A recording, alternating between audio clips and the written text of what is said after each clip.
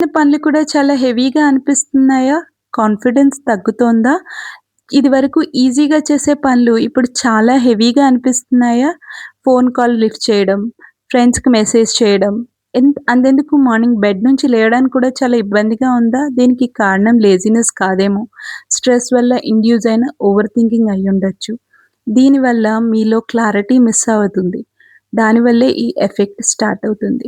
యాక్చువల్‌గా over think చేసినప్పుడు tension పెరుగుతుంది. టెన్షన్ పెరిగినప్పుడు థాట్స్ క్లౌడ్ అవుతాయి. క్లారిటీ మిస్ అవుతుంది.